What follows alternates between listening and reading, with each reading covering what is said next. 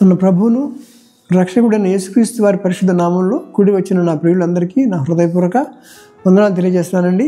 ఇవాళ 21 తారీఖు 8వ మాసంలోకి మనం ప్రవేశించాం. కాబట్టి ఈరోజు వాగ్దానం నాకు ఇచ్చినటువంటి తలంపు ప్రకటన గ్రంథం 21 అధ్యాయం 8వ వచనం అండి. ఇది 241 పేజీలో ఉంది. అక్కడ 8 రకాల మనుషులు చెప్పాడు. 8 రకాల మనకు కనపడుతున్నారు ఇక్కడ చూడండి. పిరికివారును, అవిశ్వాసులను, అసహ్యులను, నరహంతకులను, వ్యభిచారులను, మాంత్రికులను, విగ్రహారాధికులను, అబద్ధములు ఆడువారును అందరూ కూడా అగ్ని గంధకములో మండు గుండములో పాలు పొందేదరు. ఇది 2వ మరణం రాశాడు. ఎక్సలెంట్ పరిస్థితి. 2వ మరణంలో కొన్ని వెళ్ళకూడదు. ఎందుకంటే రెండోసారి జన్మించినవాడు ఒకసారి చనిపోతాడు, 2 సార్లు పుట్టినవాడు ఒకసారి చనిపోతాడు, ఒకసారి పుట్టినవాడు 2 సార్లు చావాల్సి వస్తుంది. అదే అనమాట ఇప్పుడు బైబిల్ చెప్పేది.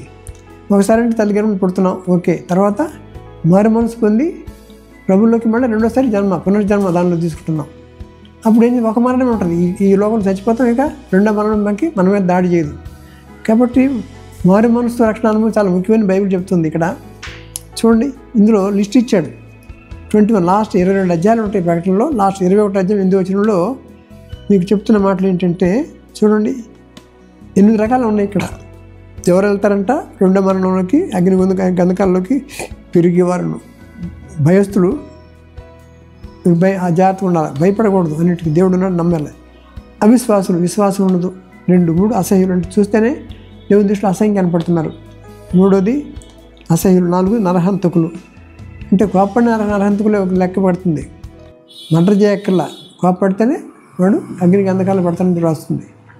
వ్యభిచారులను తెలుసు, మాంత్రికులను, విగ్రహారాధికులను, అబద్ధములు ఆడువారందరూ. ఎంతమంది అమ్మా? 8 రకాలు ఉన్నాయి ఇక్కడ. మొదట పిరికివాడు, లాస్ట్లో అబద్ధాలు ఆడేవాడు. అగ్ని గంధకముల్లో మండు గుండములో పాలు పొందెదరు. ఇది 2వ మరణం. మొదటి జన్మ తల్లి గర్భం పుడుతున్నాం 9 మాసాలు. 2వ జన్మలో క్రీస్తులు జన్మిస్తున్నాం. కాబట్టి మారు మనసు పొంది రక్షణ పొందినప్పుడు యేసు రక్తంలో మన పాపాలు కడగబడిన తర్వాత మనకి ఇంకా 2వ మరణం మీద మన మీద 2వ మరణానికి అధికారం లేదు. కాబట్టి అది తప్పించుకోవాలంటే మనం ఏముండాలి? ప్రభువులోకి వచ్చేసి మన పాపను మనం ఒప్పుకున్నట్టయితే ఆయన మన పాపను క్షమించే సమస్త దుర్నీతి నుండి మనం పవిత్రంగా చేసేటువంటి దేవుడు మనకున్నాడు. కాబట్టి ఆ దిశగా మనం అడుగులేద్దాం. ఇంకా పాపలు ఉంటే మనం మేల్కొని పాప పరిహారార్థం పశ్చాత్తాపడి దేవుని దగ్గర ఒప్పుకుంటే ఆయన క్షమించడానికి సిద్ధమైన మనసు కలవాడు. కాబట్టి మన ప్రభువులో నిలబడితే 2వ మరణం మన మీద అధికారం చెల్లించదు. దేవుని దగ్గరికి వెళ్ళి సంతోషం ఉంటుంది, సమాధానం ఉంటుంది. అక్కడ వెలుగు ఉంటుంది, చీకటి ఉండదు. అక్కడ సంతోషం, సమాధానం ఉంటుంది. కాబట్టి నిత్యత్వంలో దేవునితో సహవాసం చేస్తాం. అటు కృప ప్రభు మన దయచేయను గాక. Thank you very much. God bless you.